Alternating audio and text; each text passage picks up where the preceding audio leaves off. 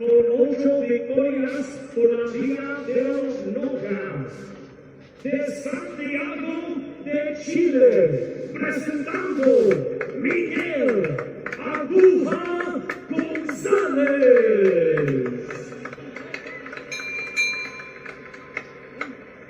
His opponent across the ring, the defending champion, fighting at the weight order. He is representing Survival King Ancajas. He's wearing red with white and weighing in at 115 pounds. En la esquina roja, el campeón, vestido de rojo con blanco, su peso es 115 libras. His record, 31 wins, just 1 defeat, 2 draws, 21 wins, come by way of knockout.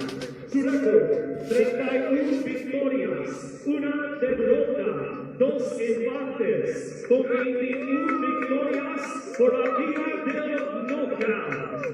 Tonight, in his 8th world title defense, here is the reigning and defending IBF Junior Bantamweight Champion of the World, de Magallanes, Cavite, Philippines, Sherwin, Pretty Boy Ancajas. The bill. A lot of nerves on that young man right now. Bernardo, Ancajas has fought everywhere. He's fought in China, U.S., Australia, North Ireland. I mean, this man has no problem fighting you in your home country, wherever you're from, your hometown, it doesn't matter. Have ring world travel. That's the Navy man's, his theme. I mean, this guy is not afraid to go anywhere. No. As you mentioned, he's an international traveler. He just received a promotion to Senior Chief Petty Officer in the Philippines Navy Reserves on August 19th. So even though he couldn't fight because of visa issues of his opponent, he still kept busy. And that boot camp mentality is what you can see the great shape he's in. That's right. Now, what's the pitfall of, preparing? It was already a long camp that he had for November 2nd. I remember talking about that. And then next thing you know, it's postponed a whole month. What's that like, Tim? It's just maintenance, honestly. You're supposed to fight, and you just got to go back, get a little rest, then get back in the gym, and then just try to peak again peak at the right time again. So, his trainer is in charge of that. He's got a trainer who's he's been with forever, Joven Jimenez, since his 4th pro bout in 2010. And as well, for his last few fights, he's got a conditioning coach as well as a nutritionist. And you got to have that. The last couple times, he's looked a lot better because there was a point where we saw him come into one of our fighter meetings. Yeah. He was done. I mean, you got to have that. A champion must have a nutritionist or someone that can, cook his meals for him, and also a strength coach to work hand in hand with the trainer on the boxing as well. Looping right hand from Miguel Gonzales. Not a big puncher. He's only got 24% of his wins by knockout. 8 knockouts and 31 wins for the fighter out of Santiago. I mentioned he wants to become the first male boxer from Chile to win a world title. And I mentioned the male fighter because Carolina Rodriguez, she won the female IBF bantamweight title and then vacated it, but she was Chile's first ever world champion. Yeah, you see Gonzales not really using his jab. His attack is the body. He likes to break guys down to the body and then shoot shots up to the head. So expect a lot of body punching from both guys in this fight. Nice body shot right there from Ancajas. Ancajas is basically saying, okay, you want to go to my body? Well, I'm going to go back down. I'm going to go down to your body. We already saw that. Now, we're not going to finish the fight with a body shot at the start of this broadcast. And we see a push there from Jerwin Ancajas as round number 1 comes to an end.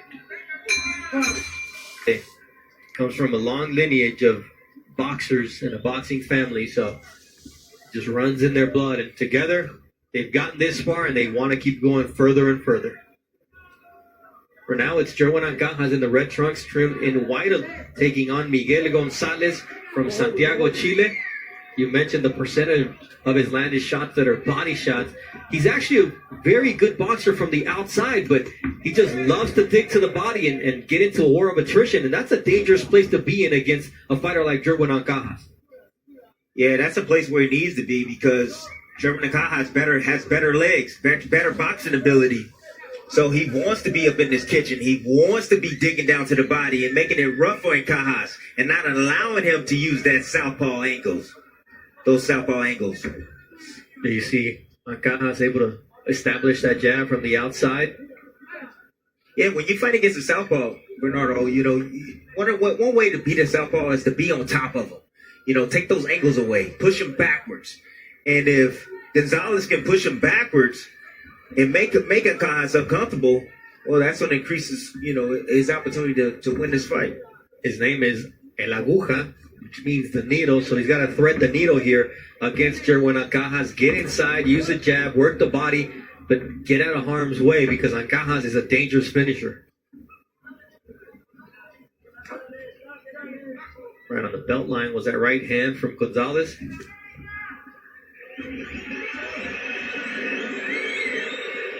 Ancajas can be hot and cold. In his last fight against Ruichi Funai, he looked spectacular. Yes, he did. And before that, you were not at all happy with his previous performance, a draw against Alejandro Santiago in his 6th title defense. No, I wasn't too happy, but his last showing, he showed a lot of improvement. He looked strong. He was quick. You know, he placed his shots very well, kind of like what he's doing right now.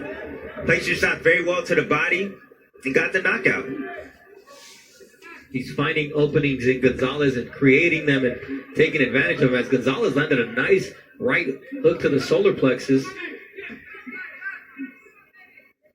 Got those earmuffs on, does the Chilean fighter. You see those angles create that opportunity for the right hook to the body from Gerwin Ancajas, the southpaw. Yeah, that's a nice little wrinkle right there from Ancajas. But beautiful shots right there. Look at going down to the body, and as your man leans a little bit forward in the pocket, what does Ancajas do? Lift him up with the uppercut.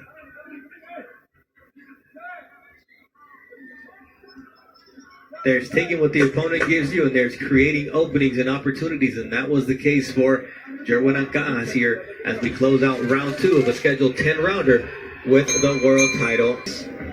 A lot at stake for Gonzales in his first world title opportunity, and for Ancajas, he needs to keep proving that he is an elite fighter at 115 pounds because there are a lot of big names out there for him, be it Estrada, Sorum Visay, Donnie Nietes, his fellow Filipino, Kazuto Ioka, Khalid Yafai, Chocolatito Gonzales. A lot of talent, a lot of good fights to be made if he continues to win. Yeah, I'm seeing some maturity from Ancajas. You know, he's really standing his ground, really sitting down on his punches now. You know, that can contribute to, you know, his strength and conditioning. You know, and he's looking like he's getting a lot more comfortable inside the pocket. You know, he's got a nice high guard, digging down to the body. He's not running around. You know, he's just walking in the ring, using his jab like counter left in. And he has his opponent in trouble here as Miguel Gonzales is able to stay on his feet. But Ancajas smelled blood and goes for the body shots. Little low there with that left hook, but Ancajas is dangerous. And look how short the shots are. Yeah, you know, from Ancajas. They're nice, short place shots. They're not wide, you know, so you know he's been working on this in the gym. He looks good tonight. And the other thing is, Miguel Gonzales is making him work for it. This fighter came in here with a desire to make history for his home country. He's fighting against Ancajas with a lot of heart, but those body shots are gotta wear him down. You die by the sword, you live by the sword, you die by the sword. Yep. We see Gonzales taking a lot of punishment to the body from Gerwin Ancajas, who goes downstairs once again. Nice right hand there from Gonzales. Yeah, Gonzales had no choice but to get inside the kitchen of Ancajas because Ancajas is just too athletic for him, too much ability. Big NBA fan. His sons are named after Kyrie Irving and Kyle Korver, and his daughter, just less than a year old, JC Kiera. So that's his inspiration. He keeps him back home in survival camp, and the last 2 fights he's been going to the naval base to do his work, and you can tell the difference in the maturity level that you've mentioned and his improvement in boxing. A man trying to knock out Gonzales. That's exactly what Ancajas is trying to do. He's sitting down, he's right in front, you know, and Ancajas is the way he normally fights, he's a counterpuncher. That's what he likes to do. He's a counterpuncher. But now he wants to be first. He wants to respond. And he's trying to hit hard tonight. He's trying to knock out Gonzales.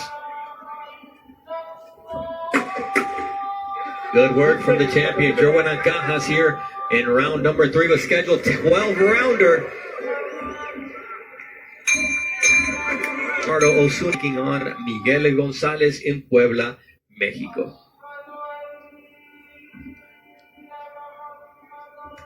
Ancajas now on the hunt. You mentioned it, the way he closed out the previous round, and now how he comes out for round 4. He's found his distance. He's found his openings on Gonzales, and he's taking advantage. No, he just really asserted himself. That's what I like about him. You know, he's really asserting himself. He's not just looking just for counter shots. You know, he's trying to lead, and he's trying to be defensive at the same time, and then lead again. Tim Bradley being effusive with his praise of Jerwin Ancajas. Let's get this on tape. The fans in Mexico, though, expecting a lot more. And they're letting both fighters know here in round 4. Been an entertaining fight so far. Ancajas has a nice jab. When he uses it, it's definitely effective for him. Setting up the backhand right there. And every now and then you see Gonzales, he'll jump in there, he'll leave himself wide open, and Ancajas will take advantage of it. Ancajas lands 5 of 25 jabs per round. You see that leaping punch reminds us of Teofimo Lopez. Yeah, it was a leaping punch, but typically Ancajas would get hit with a shot like that. But he didn't this time. He held that phone. Going back to the jab numbers, junior featherweight average is 2 landed of 16 thrown, so Ancajas is usually way above those numbers. He's keeping to that trend tonight. Likes to use that jab to set up everything, especially those body shots that he's so good at.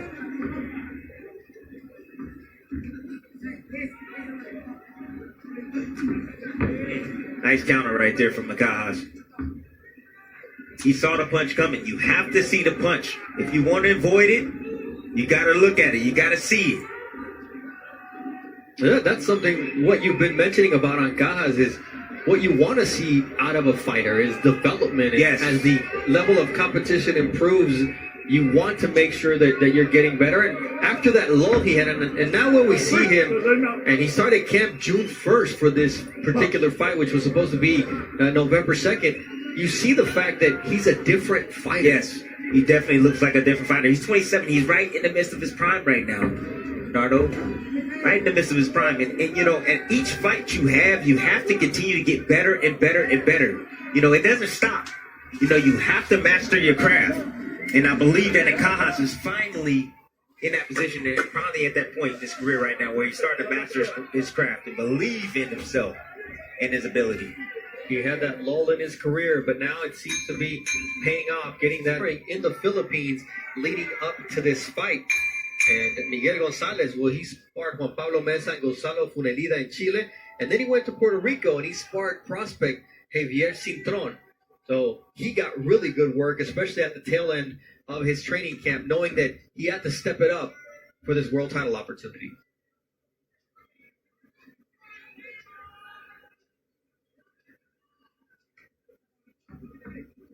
When in doubt, stick out the jab. That's exactly what Jerwin Ancajas did. That's exactly what you have to do. You know, especially dead spots. You know, the young fighters out there that's just, you know, sitting there posing in front of each other. Get your jab working. You know, if you get your jab working, it's going to set up things for you. Nice counter right there from Gonzales, who I was watching some of his fights in Chile, and the Chilean commentators were saying he's so good when he boxes, but he loves to be on the inside.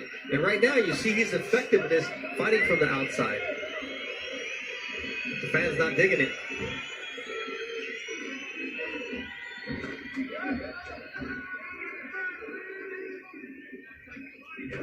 Nice shot to the body there. The solar plexus from Miguel Gonzales, who tries to find an angle and gets caught with a short left hook from Jerwin Ancajas.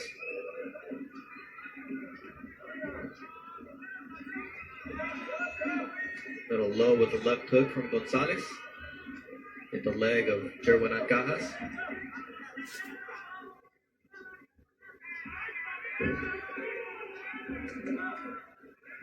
Quick three-punch combination. Good defense from Miguel Gonzales. See the total punches thrown so far, and Ancajas just a lot more active, a lot more effective, and 3% more accurate so far through the first 4 rounds of this scheduled 12-round fight. Almost a clash of heads right there. Both guys exchanging. With the southpaw and the orthodox fighters, both their power shots lined up on the same side, so there could be head clashes, and their feet will get tangled up every now and then. So their lead foot, I should say.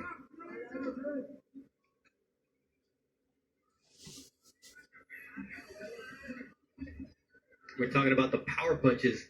Ancajas landing at a 50% clip with 76 of 153 landing. Not bad for Gonzales. He's landed 34 of his 92. It's just Ancajas more active, more accurate, and I would say more powerful. Yeah, he's more powerful, Bernardo. He's kind of seemingly taking this round off right now. He threw some big shots early. He landed, and it really didn't have a whole lot of effect like he wanted it to. So he's kind of taking this round off. Oh, nice right hand there from Jerwin Ancajas to close out this 5th round. We're in schedule 12. Ancajas is doing right shit, ladies and gentlemen. He's actually looking for the knockout. This is a different Ancajas, Jerwin Ancajas. He took that round off. You mentioned it. Oh, headbutt warning there from Wayne Hedgepeth, the 3rd man in the ring. But yeah, I mean, he wants to put on a show. He wants to prove to the other guys at 115 pounds that he is a force to be reckoned with. And boy, there's a lot of talent at that junior bantamweight division.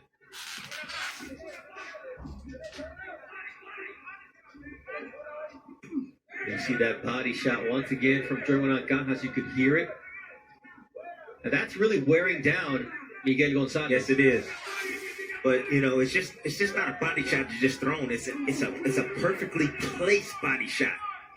Like he sees the opening and he's attacking it. And he's digging. He's punching through the ribs of his opponent. Nice uppercut, and his opponent is hurt. And here comes Jerwin Ancajas trying to finish Miguel Gonzales here in round 6 of this World Championship fight. Gonzales holding on for dear life. And down he goes, but it's not a knockdown. Very smart from Gonzales. Very, very smart from Gonzales. Jerwin Ancajas swings and misses, but Gonzales is not well. His legs are wobbly, and the left of the shot. It would have been better for him to go down, because if not, Wayne Hedgepeth has no choice but to stop this fight. That's right. Sometimes when you hurt fighters, we just tend to go to the danger. Sometimes you got to be in it thinking. Take the knee.